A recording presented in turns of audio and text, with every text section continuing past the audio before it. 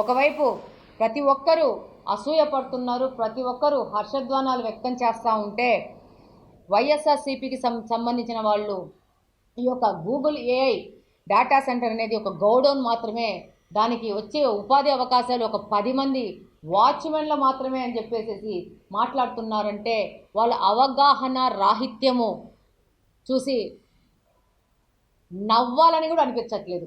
అయ్యో పాపమని పిటి చేయాల్సి వస్తూ ఉంది.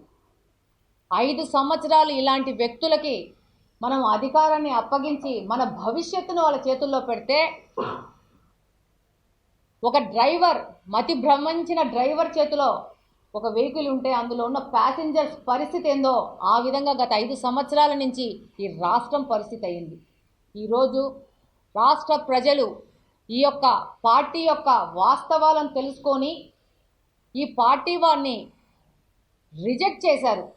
చేసినా కూడా వీళ్ళు ఈ రాష్ట్రాన్ని నాశనం చేయడానికి వీళ్ళు ఇంకా ఏమాత్రమూ తగ్గటం లేదు.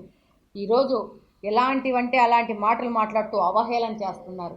కానీ జగన్మోహన్ రెడ్డి గారు చాలా ఆలస్యంగా ఈ యొక్క డేటా సెంటర్ వస్తే ఒక విశాఖలో మంచి ఈకో సిస్టమ్ ఏర్పడుతుందని చాలా ఆలస్యంగా ఇక అందరూ ఊంచుతున్నారు. తప్పదు, దీని గురించి ఒక పాజిటివ్ మాట్లాడాలనే తప్పని పరిస్థితిలో మాట్లాడాడు తప్పితే మన రాష్ట్ర ప్రజల గురించి ఏమాత్రమైనా ఆయనకు బాధ్యత ఉందా?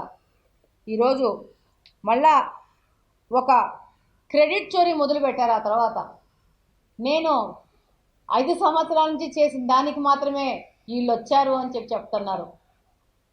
జనరల్గా సామాన్లు దొంగతనం చేస్తారు, డబ్బులు దొంగతనం చేస్తారు, కానీ క్రెడిట్ కూడా చోరీ చేసే వాళ్ళు ఎవరంటే వైఎస్ఆర్సీపీ వాళ్ళు.